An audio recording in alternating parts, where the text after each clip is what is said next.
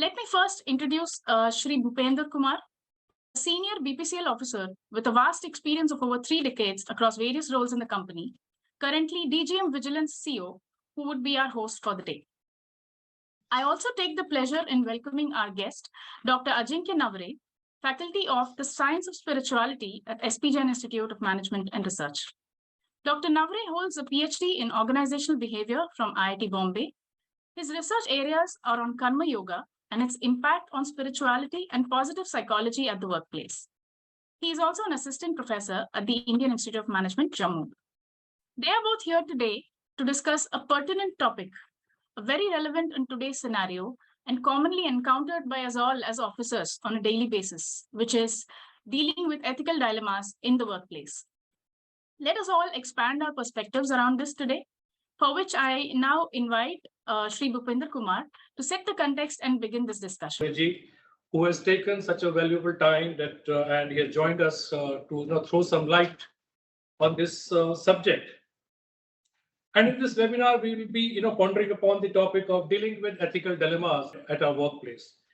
And as far as my experience goes, while working with in the field or in the office, I have seen that when managers, they believe that flouting or tweaking companies' guidelines, interest of speeding up business or business processes, they are more likely to engage in unethical behavior. So therefore, escaping their ethical responsibility, which ultimately impacts their integrity. And in our daily life, all of us come in contact with many situations of choosing between good and bad, or sometimes situation comes choosing between two right things also. And this subject, doctor, is not new subject in the corporate world. I think since ages, human beings have been facing the problem of ethical dilemmas. Whether we take the example of consort of Lord Rama, when she faced a situation in the during her Vanvas, when she had a dilemma whether to feed a hungry Brahmin who has knocked her door is the right thing, or whether to follow the rules set up by her brother-in-law Lakshman not to cross the line. So she was really fixed what to do. So this, I'm not going into the detailing of what is right or what is wrong in this kind of a situation, but we all encounter these kind of a situation. So before we go ahead into dealing with the ethical dilemmas at workplace, I would request doctor that words like ethics, integrity, virtues are commonly I've seen are interchangeably used and maybe without any clarity. So I would request you to begin our discussion in such a way so that we are very clear on these words like ethics, virtues, and integrity. Yeah, doctor.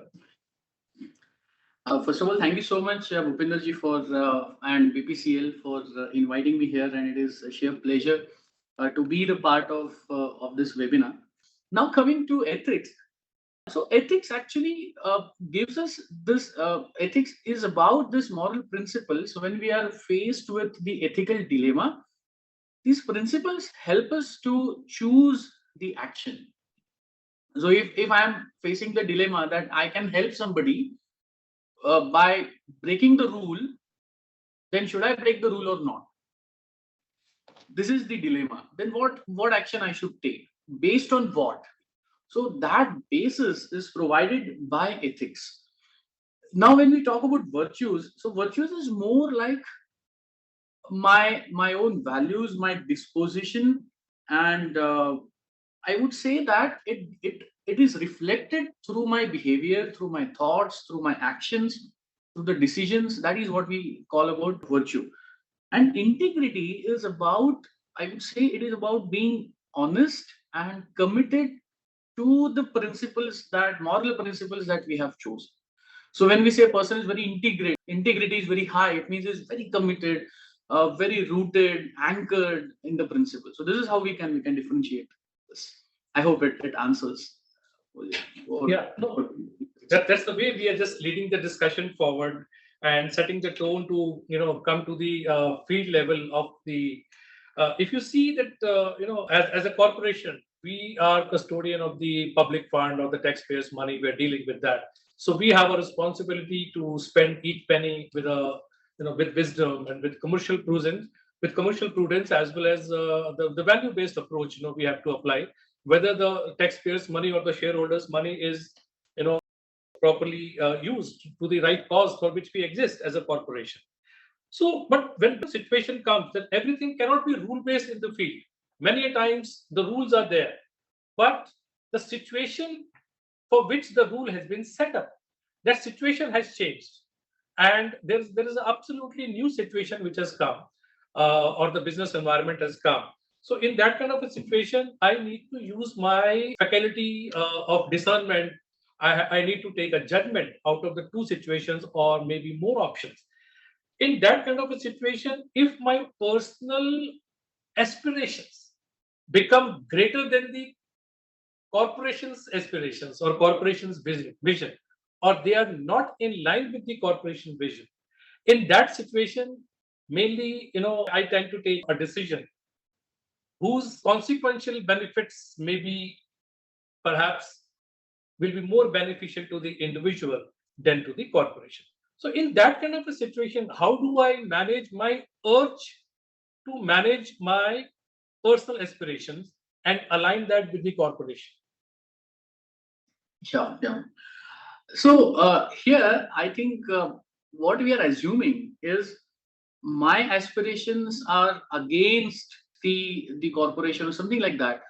Then, if we look at it from moral lens, it is obviously unethical, right? Because let me share a different framework. That is, how do we look at the moral values? Or there is a concept called moral reasoning.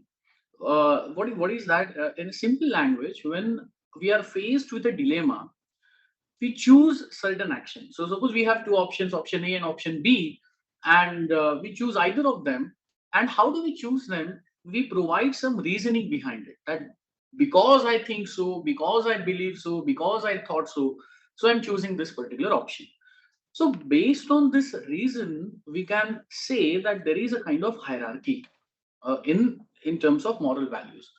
So at the lowest level is about self.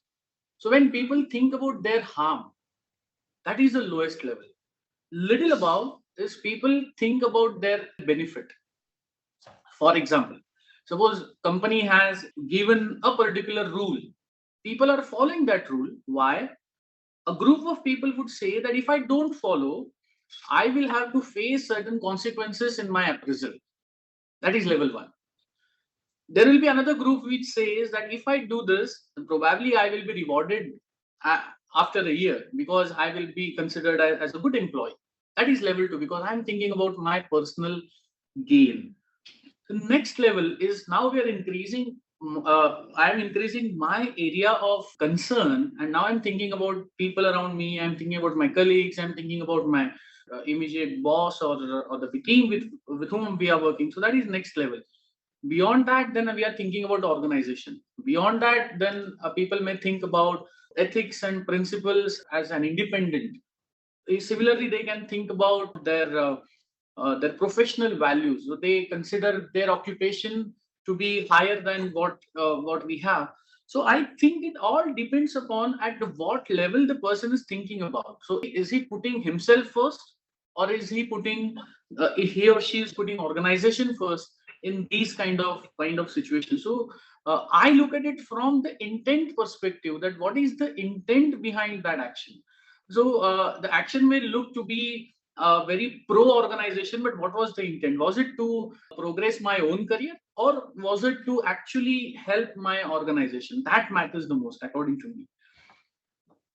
So, in some kind of a situation, do you think, what is your opinion or take on right kind of like constant or continuous alignment through training, so that my vision, my personal aspirations are always in line with the corporation's vision, so that I don't deviate or I don't act out of my emotional gut feeling?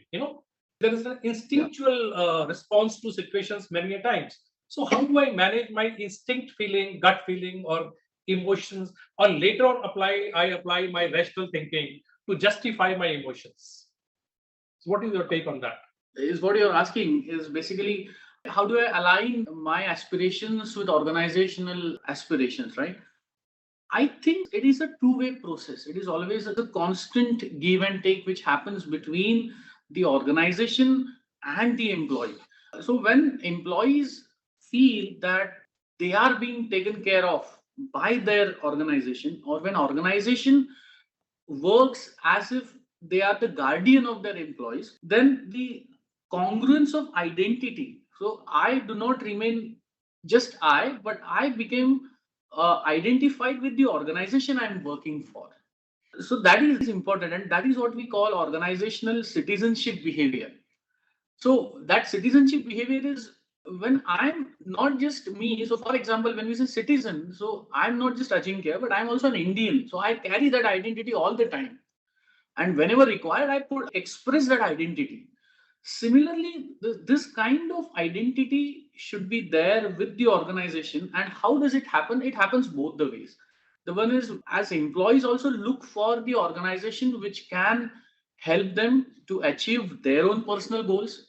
So people have different personal goals. Somebody have the finance as could be their immediate requirement, or security, or they have job aspirations as in to grow. They have certain ambitions, so they also look for the organization which will help them to achieve their goals. And also organization is looking for people whose values are, or whose aspirations are aligned with its own aspirations. So it is a two-way process, and training will play a vital role, because training and even processes, as I said, will play a role where organization can display that care and the sense of being guardian to its employees. So which means constant training. Like if I sum up your point of view, that constant training, constant alignment of the employees, and constant interaction with the employees of the organization really helps in aligning. Yes. And maybe shedding their personal dust, which many a times a human being gathers during the process of their journey in their career ladder. Right. So the training really helps. If I can add one example, because as we are talking, I just thought of. So recently I had my performance appraisal with my dean, who's my reporting authority, or who's my, we can say, manager in the institute where I'm working for. So the whole conversation happened around one point, or I would say the anchor was that, see, this is how organization or as an institute we want to go ahead. So how you can contribute here, considering your abilities, and what are your aspirations, and how we can help you to achieve those aspirations. So this kind of dialogue actually happened between me and the dean. So when this kind of dialogue happens, it gives that, I would say, affirmation to the employees that even we are taken care of, and our aspirations or our dreams are also considered important by the organization, and organization is willing to help us to fulfill that. That is important. Yeah, Dr. Ajinkya, I have seen in my own experience that most of the people, when they are questioned about flouting some norms of the company, they try to justify by saying this decision was taken in the interest of the company, it was larger interest of the company. The consequential benefits of this decision, which presumably is unethical, has got to the corporation, not me. So is it really a good argument or a good driving force to take a decision like this, which may appear to be in the interest of the corporation, but it is unethical? Don't you think that we should really test a decision with the value-based approach also? Yeah. Yes, we can do that. But again, I will come back to the main anchor, which is what is the intent, and am I putting myself first, or am I putting company first? Now, sometimes what happens is we have to deal with some unprecedented situation, or if we can take the example of COVID, things happen suddenly, and nobody had any idea that what is going to happen further and how to adopt to this kind of very dynamic and very volatile situation. And people had to take certain calls which was not there as per, or there were no SOPs available at that time. So people had to take certain decisions in a very quick way. But what I have understood, or what I have learned, because even I had worked with IIM for some time, and I have seen how government system works, or how public organizations they have to work. So I think that even intent is important, but then if we can support an evidence, or we can have certain documentation for that, it will be very helpful. So just quoting in air that no, my intents were very good may not help. You can always reach out to your seniors. You can reach out to the people around you, take their consensus. There are ways now. People are available on phone. People are available on the call, or there are multiple ways you can reach out to people, and you can build those consensus so that your intent can be and of course, see, my assumption is, when my purpose is very transparent, I should not hesitate reaching out to you. But when there is something different in my mind, then I prefer to work alone and then say that ye to mera intent, my intent was for company. So people can build consensus, they can talk to their seniors, they can talk to their team, and of course create some document trail which you can support when, if your question, that could be the way out, because everything cannot be just documented or standardized. Exactly. Because this is the way the things are very dynamic in the field, and the business environment, not only in, external but internal business environment, is continuously changing, and we need to take a lot of decisions on this spot. But our intent and our documenting our intent is equally important. So I have also observed one thing in my experience of dealing with the unethical behaviors, that people have a belief system that, number one, whatever I'm doing, is it really wrong?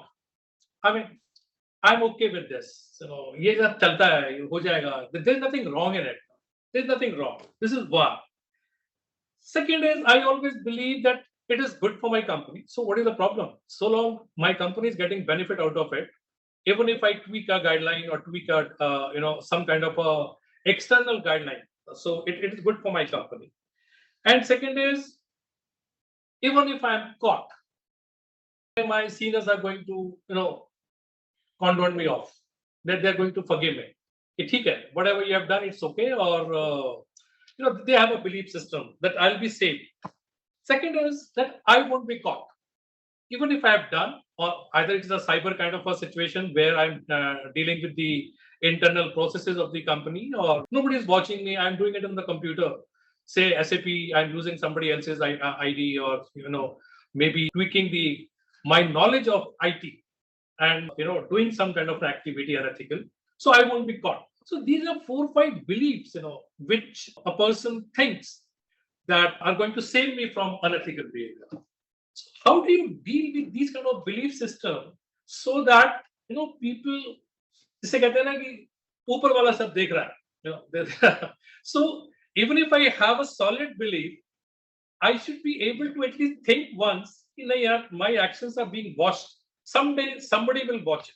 And I have seen that, even if I have committed an act in 2000, in 2018, 2020, people have raised the voice of my action in 2002 or 2000 or even 1998.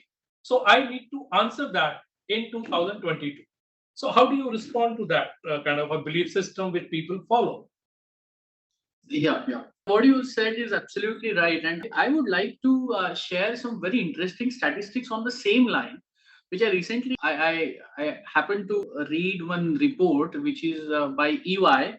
EY published a global integrity report, and they said that this kind of belief, sorry to say, but it is more observant in board members or in top management people than normal employees. That is what their survey talks about.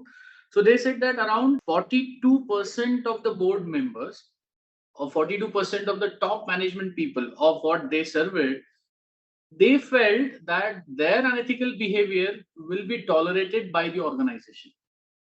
Okay. So that is a belief. So I'm supporting your observation with the data, because I'm a researcher, so I like to quote some some data. And it is happening. In ethics, we say that when we talk about ethical decision making or dealing with ethical dilemmas, so for example, today's topic is dealing with ethical dilemmas. So how or when would I deal with ethical dilemma? Only when I will recognize that this is a dilemma. If I don't consider it as unethical or there is dilemma, I don't think that it is there is a dilemma, and that is what is happening with many people. That there is a typical, I would say that chalta hai approach. This is normal. This is conventional. So let me do it, or nobody will question me. So I think then it is a question of the overall organizational climate and the practices that we are following. In my opinion, ethics or moral values or integrity should be considered as a strategic value for the organizations. And when we put it in the strategy, all our processes should be aligned with that. So are we considering values in their recruitment process? We need to ask. Are we taking any efforts to provide them training which will sensitize them that these are the issues that one has to deal with, or these kind of situations involve a certain dilemmas or certain moral issues. So are we providing them enough training? And most importantly, I believe that are we questioning their values or their functioning even in their performance evaluation? So are we having this kind of thing? So recently I got to work with one organization. We were doing some case study with them, and there we found one very interesting practice that at every year end, they are not only looking at their KRAs, they are all or their deliverables, but they are also looking at their values. So there is a kind of value audit done for employees, that how they have uphold the values of the organization and overall moral values. So we can have a simple and we can quantify it, so that how many times you have received audit query. So if you have received audit query, there is a problem. There is some, I would say, some deviation. So we can ask people on that. So if these kind of if values are considered even in my performance appraisal, of course I have to be very careful. Otherwise, I will be in a suit. So we have to create this kind of environment. And of course, here I would say that the top management has a greater role to play to show that zero tolerance. And in this EY report, they have also shown that unfortunately, the top management or the senior people, they are more prone to behave unethically, or they have said that, okay, we don't mind behaving unethically for our career progression than youngsters. It's a good sign for us, because few minutes back we were discussing and you mentioned that Bharat Petroleum is a very young company. So that's a good thing. But but the top management has to show that character. I'm not talking about BPCL. I'm just talking in general that the top management has a greater role to play in this. Okay, great. So, which means you have really raised a very important and valid point of sort of value audit, or if somebody or some people are exceptionally, performing very very well. So it becomes very important that this really must be seen, that how many traffic signals they have crossed, or actually they have followed the traffic rules while driving so fast on the track. So, are there cases of traffic signal breaches that must be really looked into? And if it is really justified, then of course this is really a great performance. Otherwise, the people who have traveled the normal path without adopting all the traffic signal procedures, so that also must be respected. This is perhaps the point you were driving at. So, I mean, this is leading to a really interesting area. So, you mean to say we in the field or even at working place, wherever we are working, we must keep a balance between value-based approach and rule-based approach both. Ultimately, we are guided by rules and regulation of the corporation. So there are circulars, there are guidelines, there are manuals, right? But on the other hand, there has to be a value-based approach to that also. Every time, there has to be a proper balance. And after taking a decision, I must be satisfied that can I sleep well after taking one decision? So that self-test is equally important. Like one just question has come up, like, in the chat box regarding many a times there are family commitments which are very important or, to be addressed by the employee wherever they are working. So in that case, and there's a company engagement. So in that case, many a times, we tend to take decisions which we term as there's nothing wrong in it. As you also stated, I also pointed out, कि ठीक है ना, चलता है, इसमें क्या फर्क पड़ता है? So that also, don't you think, leads a habit of taking unethical decision? Because you keep inculcating a culture or habit which ultimately gets into instinctual response कि हम मैनेज कर सकते हैं चीजों को, इसमें कोई बुराई नहीं है, so that again converts into a belief system and gets into an unethical trap. So what you would like to say on such kind of a scenario? Yeah, I totally agree with you that it is a very important point that it becomes a habit, and when it becomes a habit, and that habit comes from a subconscious, I would say, a belief that ये सब चल जाएगा. My organization may not notice it, or even if they notice, they may not really take any action, and it is tolerated. So we have to, from organization's point of view, organizations need to demonstrate that zero tolerance for any deviation, and rules are required. I mean, even though I'm talking about intent and purpose behind actions right from beginning, however, when we are talking about bigger organizations or public organizations, when thousands of people are working, we just cannot leave everything on individual intent. There have to be certain standard procedures and standard way of doing things. And of course, intent comes into the picture when there is some uncertainty, some very volatile situation comes into the picture. Coming to the family commitments, and people have their family to take care of. I totally understand this concern that everybody has their own families to be taken care of. However, we should not be considering them. We should not be considering this as taking care of at the cost of values or taking care of at the cost of my company. That is not the right thing to do. So in Indian wisdom, we talk about Purushartha. That is the four human pursuits. So Purush is not gender specific; it is human beings, and Artha is their pursuit. So what are human pursuits? So it has Artha, it has a calm. So we are not saying that one should not accumulate wealth, one should not take pleasures or fulfill their desires. That is what we call calm. So there is Artha and calm is perfectly fine as long as there is dharma at the foundation. So dharma is the anchor. So what is dharma? Dharma is that wisdom, dharma is that values, dharma is that integrity, that righteousness, which is at the center. And then calm or artha is not at the cost of dharma. Then it is wrong. Then it is adharma. So and we have multiple stories of different adharmis in scriptures. Let us not get into it. The point is, what I'm trying to say is, we are not saying that one should not have accumulation of wealth and all that, but not at the cost of dharma. That is the most important thing. Yeah, that's very great. So here is an interesting question coming from Jahanvi. She's saying that if the purpose of the individual and the organization does not match, I am reading as verbatim, and so do the values, right?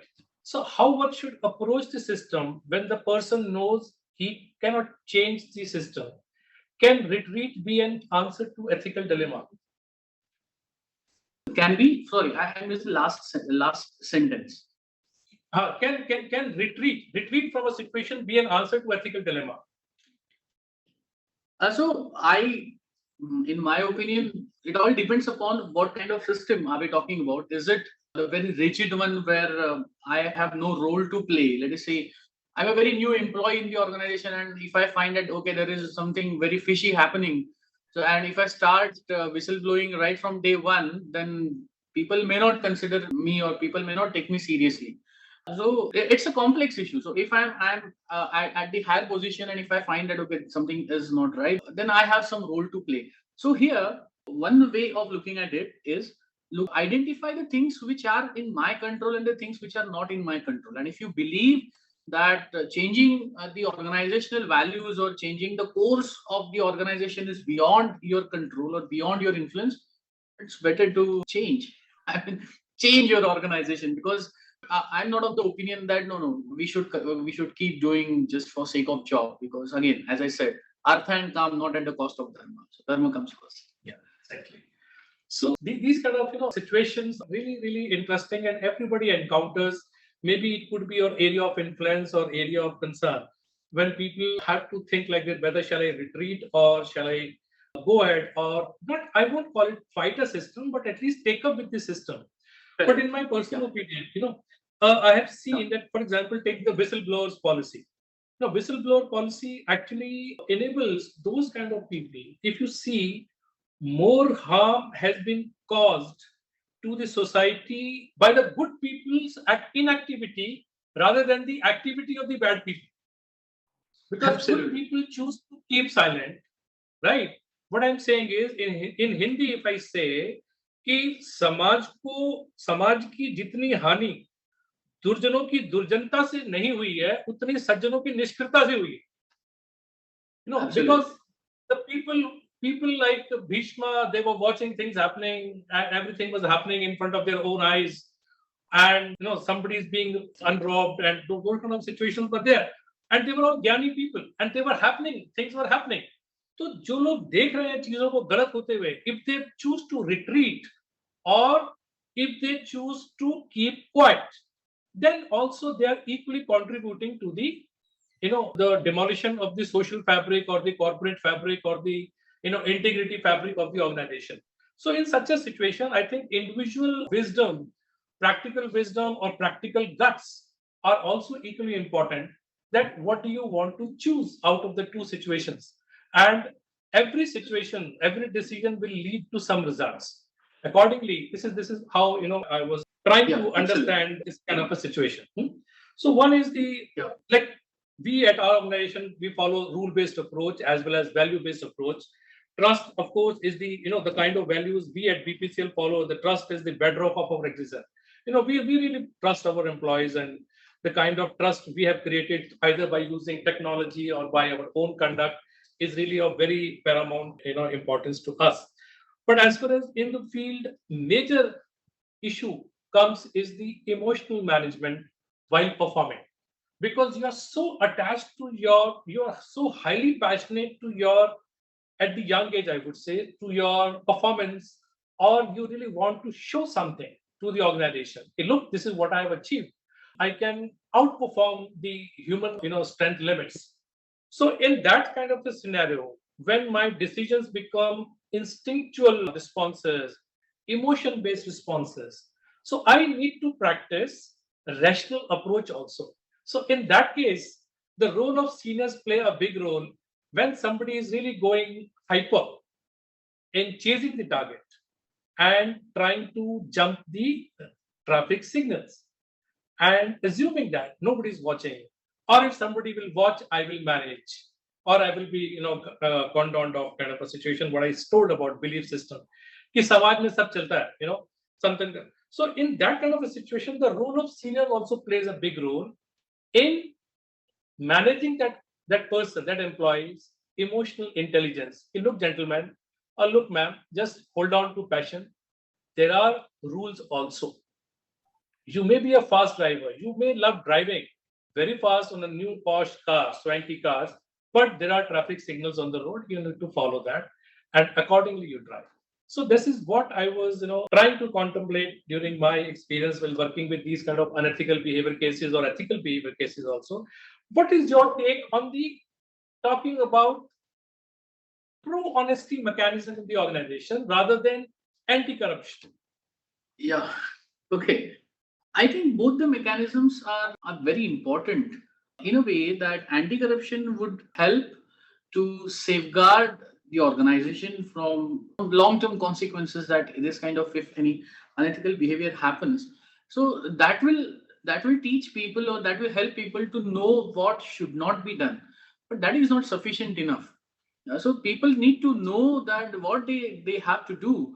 And for that, I think the training is required than just taming them down, because training will help them, as we were discussing earlier, that first it will help them to identify that, okay, these are morally sensitive issues, or these are ethically challenging issues, and we should have a thought, we should give a thought before I take any decision. So that identifying these signals, the problem as you were using this example of jumping the signal, the problem here is people don't realize that there is a signal, or they don't recognize, they don't understand that there is a signal, and they just drive. So training will help them to let them know that there is a signal now, and you have to be very careful of speed or of the way you are driving. So that sensitivity, that moral sensitivity will be developed through training and through that true honesty approach, I would say. And just having anti-corruption would not help that. So we need to have that kind of training where people would know that what needs to be done. And I would say that I was reading one very interesting article on ethical training, and there they said that just training is even not important, it is educating them, and making them more responsible is far more important than just providing them some temporary or very short-lived training. And I think that is where this education is about knowing what to be done, but also why to do that. So if company is asking you to follow certain rules, so that is about what, but why these rules are important, why I should be doing that. So uplifting that sensitivity can be done through that training and education. So that is extremely important. Yeah. So there are a lot of questions coming in the chat box. Maybe I'll take a couple of them during the course of our last. We are entering into the last leg of our discussion. Right. So what I've seen looking at the questions, there are very interesting questions which are being posted in the chat box. So what I am trying to say that is whatever approach you adopt while dealing with ethical dilemmas, they will give, for example, honesty will give you what it is capable of giving you. We cannot live in duality, right? We cannot follow the policy of only honesty and drive all the pleasures of dishonesty.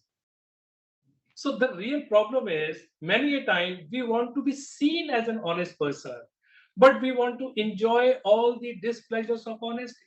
Honesty will give you what it is capable of giving. It cannot give us all the pleasures of dishonesty, what this must bring up back. So here is the issue that I want to progress, or I want to be seen as an honest person. But on the other hand, I want everything to be expedited, everything to be speed up. I want whole world to work for me, to achieve that I should achieve my targets. So the problem will always remain there. And if you adopt policy or a path of honesty, in that case, what is your take on that? That a person who is really following the rules, what kind of a challenges he will face, or what kind of a behavior that person will face?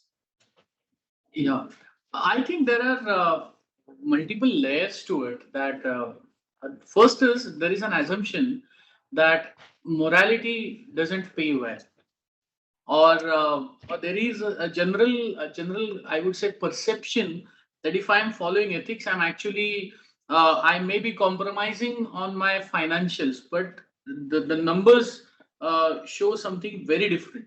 Okay, so allow me to share some very interesting research which happened on this. There is one institute called Ethisphere in US, and they declare awards every year. They call it the world's most ethical companies, and they choose some 100 150 companies every year, and they are doing it for last 2 decades. And different companies across different sectors across the globe participate in that survey, or in that ratings, and organizations are selected. I'm very happy to share that Infosys, Wipro, and Tata still appeared in the list 2 years back. This year, Infosys is there as the honoraries of that award. Then around that, one research happened with the same question, that how these companies are performing compared to their competitors. So these companies are getting award of best ethical companies, but what about their financial records? And the results were fascinating, that they are no less than their top competitors across different. I mean, there were companies from different fields, so they compared their financials with the competitors.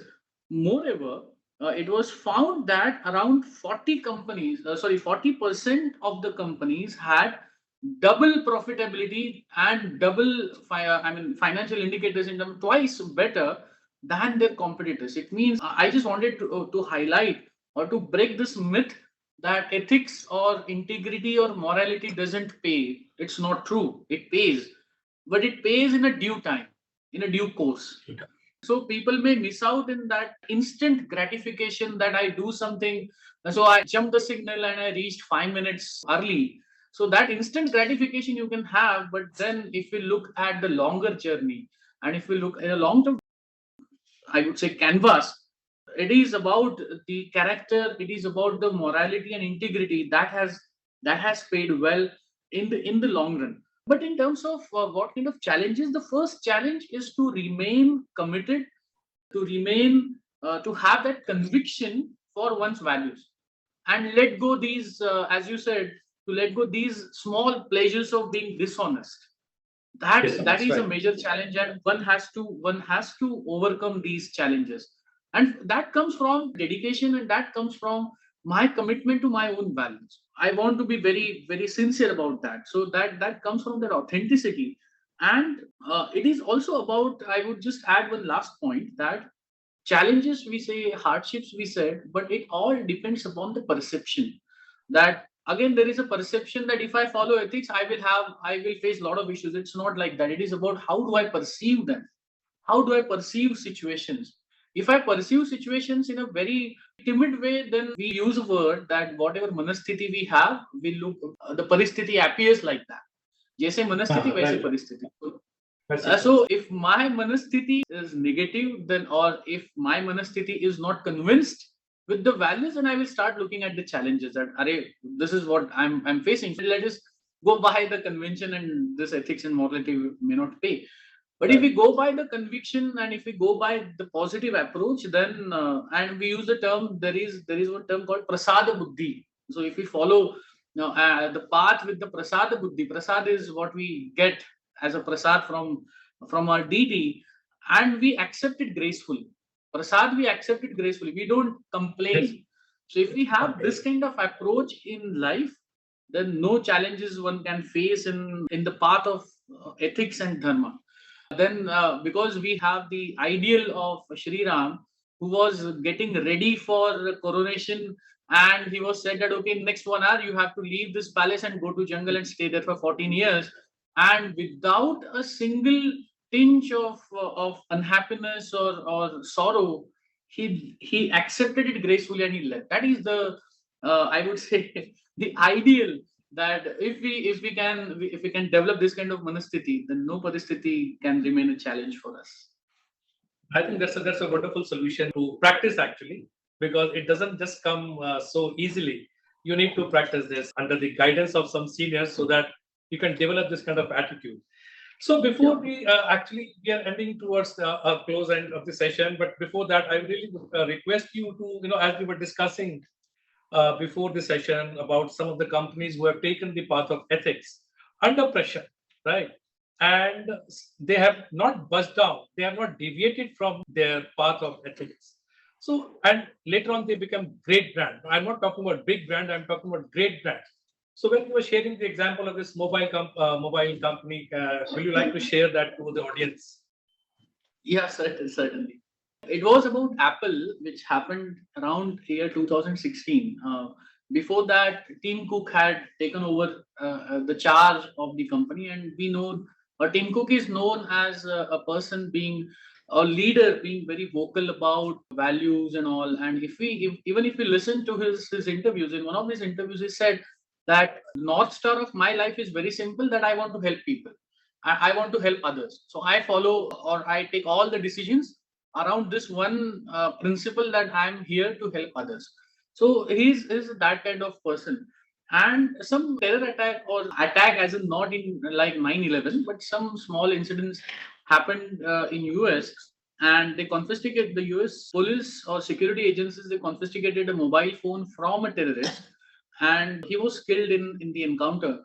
And they wanted to retrieve data from that iPhone, and the security agencies requested Apple to develop a backdoor operating system so that they can retrieve the data or the user data for that particular phone. And then there was a lot of discussion happened, and there was a lot of public pressure also on Apple, because people felt that this is about national security and we should not compromise on that, and Apple should develop this kind of backdoor OS. And Tim Cook and his team said that no, we won't be doing that, because we are committed to the promise that we have given to the people, that we will safeguard your data and we will safeguard your security, your privacy. So that was our promise, and we should stand by the promise. So even US court that time issued a notice, and the Tim Cook and his team replied back saying that no, we won't be doing or developing this kind of backdoor OS for this kind of thing.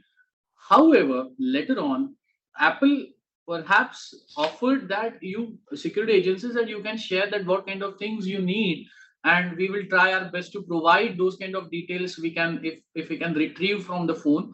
But making this kind of OS which can be used for rest of the phones, and it will be like a backdoor entry for this data, that we won't be doing. And somehow then they help the government. So this is where I think they stood by the value, and it did not affect their financial results or their financial performance. Perhaps it has improved a lot during this time. So again, as I said, the previous example again, that ethical companies, they are doing far better than their competitors. And then here also this also highlights the tenets of practical wisdom. So what is practical wisdom? So practical wisdom is know your purpose and end goals, understand the situation, understand the challenges, and then choose the action based on the goals, situations, and your principles. So when you integrate these three things together and find a solution, then we say it is a practical wisdom, and that is what Apple did. That they showed the intent to help, but not at the cost of the customer's privacy or the promise that they had made. So that is a practical wisdom. That is how they did it. Thank you, Dr. Ajinkya. I think the time has its own recall Maryada. So we are approaching 3:30 time, and I really wish we could have continued this kind of a discussion. And a lot of questions are being popped up on the chat box, on my WhatsApp messages. And I could take up a couple of questions, not too many, all the questions, but I'm sure this would at least trigger a lot of thought process in the mind of the audience, as well as a lot of right thinking people. I wish I would have continued, but we would look for more opportunities to have a conversation with you and have more clarity on these kind of complex subjects, and seek guidance from you who are really doing a lot of research work in these areas. And thank you so much, Dr. Ajinkya. And I would request Mr. Pankaj Moti Ramani, our state head from Madhya Pradesh, to speak few words and extend word of thanks. Welcome, Pankaj. Yeah, good afternoon. Actually, I have a very bad thoughts. I only hope that you can listen to what I'm saying. Dr. Bhupinder. So it's a day of great privilege for me, because in one day you hardly get a chance to speak with two doctors in a day. One is my dear friend Bhupinder, and I would always say that if you want to know what is happening at a retail outlet, which is what we do on a daily basis, always go to Dr. Bhupinder first. So where are the spirits and where are the demons in the retail outlet? Dr. Bhupinder can tell you immediately. So first up, thank you, Bhupinder, for inviting me to this wonderful session. And when I was told that the session is on dealing with ethical dilemmas, and it will be, by a doctor called Ajinkya Navare, and he's assistant professor of science of spirituality at Jain. So I was assuming I will come across a aged man and a very complex man. And the images I saw are total contrast to what I had imagined. So first up, my compliments to the doctor for such a difficult subject. The way he presented, the way he narrated, the path was so simple and so approachable that I don't think so there should be any more questions on the issue, because this is what has been taught to us from childhood. This is what we have been practicing from our childhood. I was intently listening to what he was saying. Like the conflict between me first or the organization first. There is a concept on organizational citizenship behavior was very nice, very nice. I've noted it down. And his belief that, finally, training is the panacea for whatever we do in all the companies. And particularly his insight into, the top management should have a zero tolerance approach. I think that is wonderfully appreciated. And if I have to summarize whatever Dr. Shah shared with us, I had a wonderful boss called Mr. Surjit Malik. And he taught me one thing very, very nice. And he said, governance at all costs. You can do whatever you want in this world. You can fight about market share. You can fight about promotions. You can fight about anything. But at the kind of roles, at least we are taking, or rather having in BPCL, his single mantra for me, which we have been practicing from, let us say, 2010 onwards, is governance at all costs. Thanks a lot. Thank you. Thank you. Thank you, Pankaj ji. Thank you, Dr. Ajinkya. Thank you so much. Thank you. Thank you so much. Thank you.